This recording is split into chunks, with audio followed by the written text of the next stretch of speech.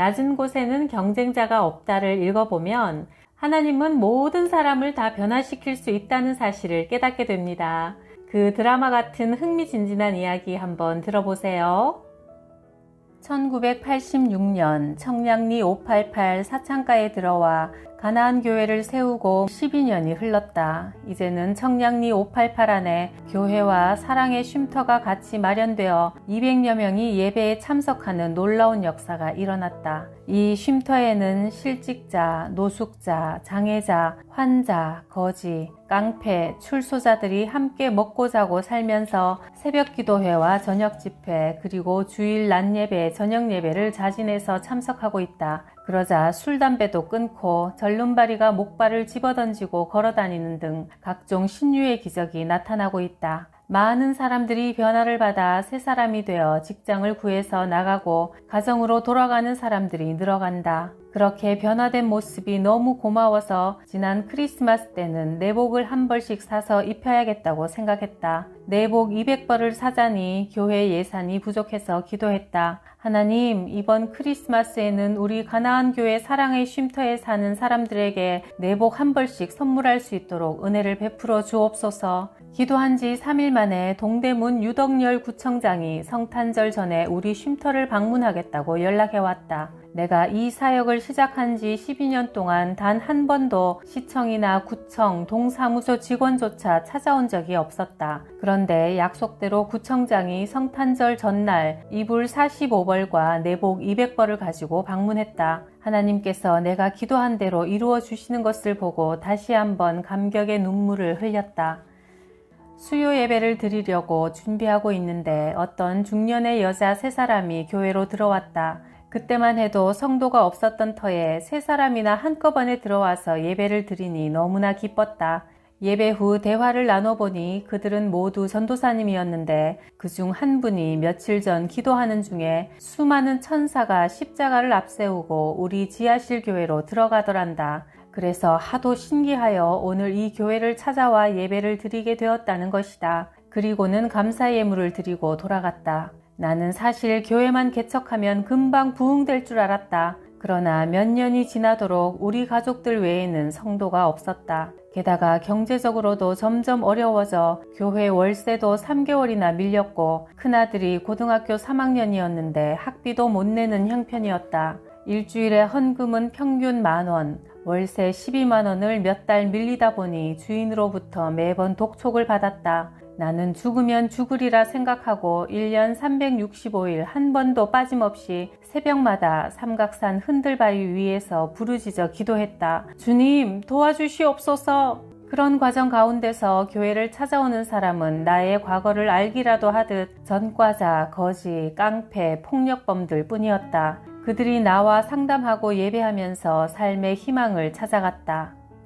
어느 비오는 날 가나안 교회에 키가 1m 40cm의 아주 작은 체구의 사나이가 찾아왔다.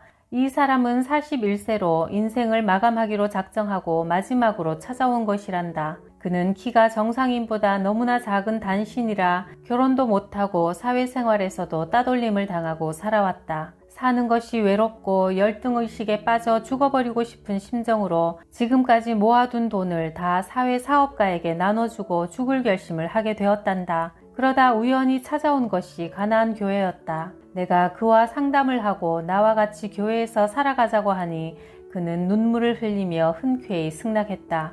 그는 전기 기술자였는데 팔을 걷어붙이고 자기 돈으로 교회 내의 지저분한 전기 배선을 일주일 동안 공사하여 깨끗이 정리해 놓았다. 그리고 장애인들을 일일이 씻기고 굳은 일을 다 도맡아 주었다. 완전히 나의 수족이 되어 하나님의 일을 감당했다. 나는 기도 중에 하나님께서 이 양기사를 내 동력자로 붙여주셨음을 알게 되었다. 하나님은 참으로 사람을 외모로 취하지 않으신다는 것을 다시 한번 깨닫게 되었다. 나 혼자 감당하기 힘든 이 목회사역에 양기사가 옴으로 새로운 힘을 얻게 되었다. 당시 나는 교회 월세를 몇 달간 지불하지 못해 독촉을 받고 있었다. 그런데 하루는 양기사가 자기가 그동안 저금해둔 통장을 건네주며 필요한 대로 마음껏 사용하라는 것이다. 양 기사는 초등학교만 졸업하고 17세에 무작정 상경하여 뼈를 깎는 아픔으로 알뜰하게 모아둔 3천만 원을 전부 하나님께 드렸다. 지금까지 사람들은 자신을 다 무시했는데 가나안 교회에서는 인정해주니 너무나 감사하다는 것이다. 나는 이 돈을 기초로 해 사회복지법인 인가를 추진했다. 그리고 지난 98년 10월 사회복지법인 불황인 재활원이 발족되었는데 양기사를 법정 이사로 올렸다. 현재 양기사는 하나님의 은혜로 160여 명의 장애인과 노숙자들의 관리를 맡아 밤 12시가 넘도록 일을 도맡아 하고 있다. 이제는 자신의 시간과 몸과 물질을 모두 기쁘게 하나님께 드렸다. 1986년 청량리 588 사창가에 들어와 가나안 교회를 세우고 목회를 시작한 지 꼭 8년째 되는 93년이었다.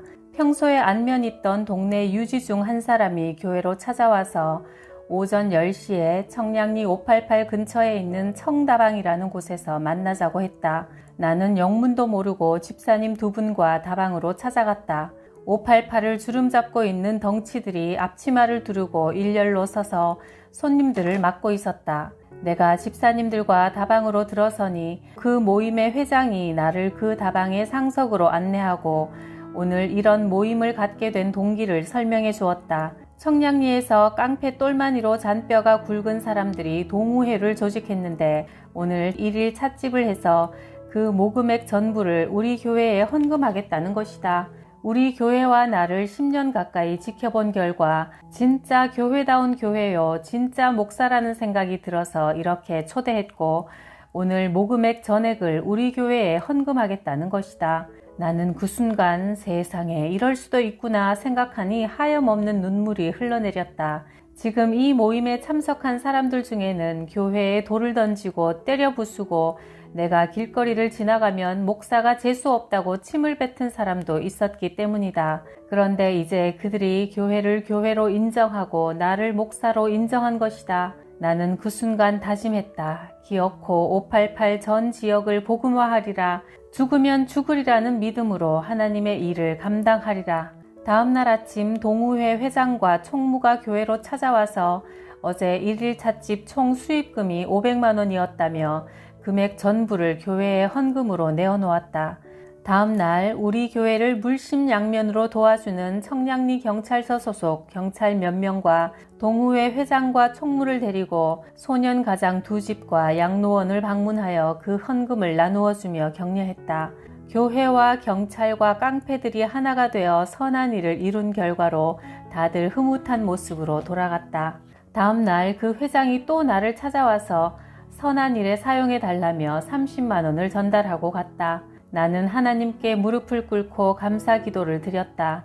교회가 처음 이 588 한가운데 세워졌을 때는 밤마다 교회를 중심으로 양 사방에서 치고받고 싸우는 소리가 끊이질 않았다.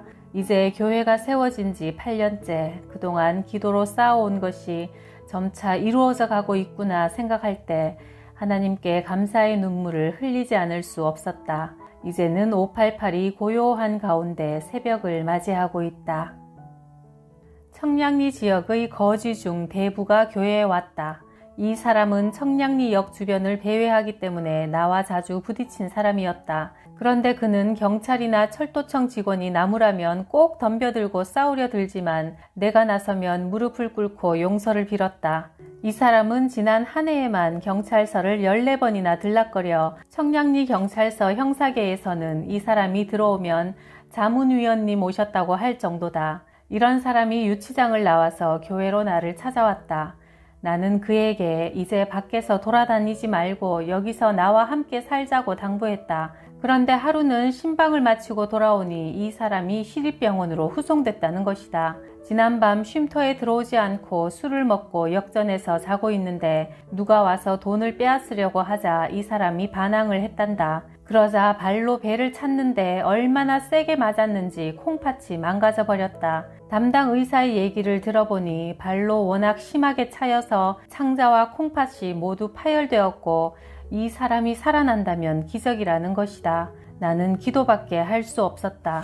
하나님, 평생 머슴으로 불황자로 불쌍하게 살아왔는데 빛 한 번 보지 못하고 이렇게 죽으면 어떡합니까?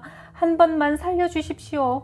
그런데 기적이 일어났다. 이 사람이 퇴원해서 환한 얼굴로 교회를 찾아와 처음 내뱉은 말이 목사님, 목사님께서 말씀하신 예수님이 저를 찾아와서 저를 고쳐주셨습니다. 제 눈으로 똑똑히 예수님을 보았습니다. 지금은 술은 전혀 입에도 대지 않고 고물 장사를 해서 돈을 조금씩 벌고 있다. 새벽 4시면 일어나 588 거리를 쓸고 새벽 예배를 드리고 하루를 시작한다. 평소에 리어카를 가지고 일하러 나갈 때는 다 헤어진 옷을 입고 나가지만 예배 시간만큼은 어울리진 않지만 정장에 넥타이까지 메고 참석하는 것을 볼 때 나는 목회 사역에 보람을 느낀다. 하루는 어떤 청년이 손에 붕대를 감고 교회에 들어와서 나를 찾았다. 내가 반갑게 맞이하자 대뜸 한다는 말이 나 같은 놈도 교회에 올 수 있어요? 하는 것이다. 너 같은 놈도 올 수 있고 말고 나 같은 놈도 전도사가 되었는데 교회는 당신 같은 사람이 오는 곳이야 하니 전도사님 저를 위해 기도 좀 해주세요 하면서 내 앞에 무릎을 털썩 꿇었다. 나는 간절히 기도해주고 이 청년이 살아온 과거 이야기를 들었는데 당시 50명의 부하를 거느리고 있는 조지 깡패의 두목이었다. 그런데 얼마 전 패싸움을 해서 손이 칼에 잘려나가 이렇게 붕대를 감고 있는 것이라 했다. 어쩌면 나의 지나온 과거사와 그렇게 흡사한지 하나님은 이런 사람들만 골라서 내게 보내주시는 것을 볼 때 심은 대로 거두게 하시는 법칙을 여기서도 적용하시는지 하나님의 오묘한 뜻을 알 듯 말 듯 했다. 우리 두 사람은 서로 살아온 과거사를 이야기하며 함께 울었다. 나는 그를 격려하고 하나님 안에서 살아갈 것을 강력히 권면했다. 그는 며칠 교회에 머물다가 떠났다. 그가 어디에 있든지 다시는 범죄하지 않고 주님을 영접해서 새 사람이 되기를 나는 항상 잊지 않고 기도하고 있다. 몇 년 전부터 발신인이 없는 우편물 한 통이 매월 도착한다. 깜짝 놀라는 것은 그 속에 항상 깨끗한 10,000원짜리 신권 한 뭉치가 들어있기 때문이다. 누가 보냈는지 모르겠다. 몇 년을 후원해도 한 번도 자신을 밝힌 적이 없기 때문이다. 하나님은 아시고 직접 갚아주실 것이다. 이들의 동력이 거리의 노숙인들을 그리스도께로 인도하고 있다. 90년경 정부 차원에서 범죄와의 전쟁을 선포했다. 당시 범죄 없는 마을 만들기에 목표를 두고 내 지역은 내가 지킨다는 구호 아래 각 지역별로 자율방범대가 조직되었다. 그런데 여기 청량리 588만큼은 아무도 건드릴 자가 없어 자율방범을 맡을 사람도 없다는 것이다. 그러던 중 청량리 경찰서에서 목사인 나한테 맡아달라는 것이다. 나는 하나님께서 전도할 수 있는 절호의 기회를 주시는구나 생각하고 우리 교회 남자 성도 33명으로 청량리 경찰서 역전 파출소 자율방범대를 발족했다. 나는 방범대장으로 경찰서로부터 가스총을 배급받았다. 물론 나는 가스총을 단 한 번도 사용한 적은 없었지만 세계에서 가스총을 찬 목사는 나 하나뿐일 것이다. 나는 밤에는 순찰을 돌면서 거지와 노숙자들을 교회로 끌고 와서 숙식을 제공하고 또 복음을 심어주는 일에 열심을 다했다. 그 결과 교회는 양적으로 부흥되고 또한 588을 범죄 없는 지역으로 변화시키는 데 일익을 담당했다. 교회는 세상을 변화시켜야 한다. 세상 속의 교회, 이것이 진정 살아있는 교회의 모습이 아니겠는가.